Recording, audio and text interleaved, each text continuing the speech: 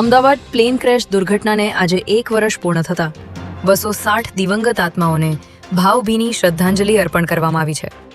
જેમાં plane crash site પર મૃતકના પરિવારજનો દ્વારા શ્રદ્ધાંજલિ કાર્યક્રમનું આયોજન કરવામાં આવ્યું હતું, જ્યારે બ્રિટિશ હાઈ કમિશનર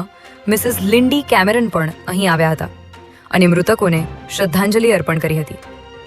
પ્લેન ક્રેશની ઘટનામાં મૃત્યુ પામેલા 260 લોકોની આત્માને શાંતિ મળે તે માટે અહીં 11 ભૂદેવો દ્વારા મંત્રોચ્ચાર કરવામાં આવ્યા હતા, જ્યારે ક્રેશ સાઇટ પર પૂર્વ મુખ્યમંત્રીનો ફોટો મૂકીને તેના પર હાર ચઢાવી શ્રદ્ધાંજલિ આપવામાં આવી હતી. રાજ્ય સરકાર અને મ્યુનિસિપલ કોર્પોરેશન હસ્તકના તળાવોને દબાણ મુક્ત કરવાના અભિયાન અંતર્ગત અમદાવાદના પૂર્વ વિસ્તારમાં આજે તંત્ર દ્વારા મોટી કાર્યવાહી કરવામાં આવી છે, જેમાં દક્ષિણ ઝોનના લાંભા વોર્ડમાં આવેલા ઈસનપોર વિસ્તારમાં આંબા તળાવ ખાતે વહેલી સવારથી જ મેગા ડિમોલિશન શરૂ કરી દેવામાં આવ્યું છે. અહીં વર્ષોથી તળાવની જમીન પર ગેરકાયદેસર રીતે ખડકાઈ ગયેલા આશરે 160થી વધુ કાચા પાકા બાંધકામોને તોડી પાડવામાં આવ્યા છે,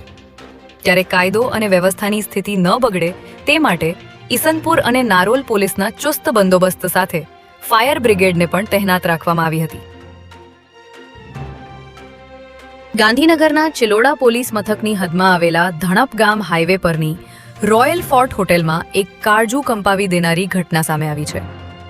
અહીં મધ્યપ્રદેશથી ભાગીને આવેલા પ્રેમી પંખીડાને પકડીને પરત લઈ જઈ રહેલી પોલીસ અને પરિવારના સભ્યોની હાજરીમાં જ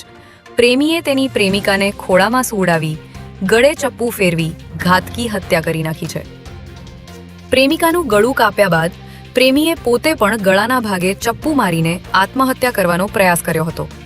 ત્યારે પોલીસે ગંભીર રીતે ઘવાયેલા પ્રેમીને ગાંધીનગર સિવિલ હોસ્પિટલ ખસેડ્યો છે, જ્યાં તેની હાલત અત્યંત નાજુક હોવાનું જાણવા મળી રહ્યું છે.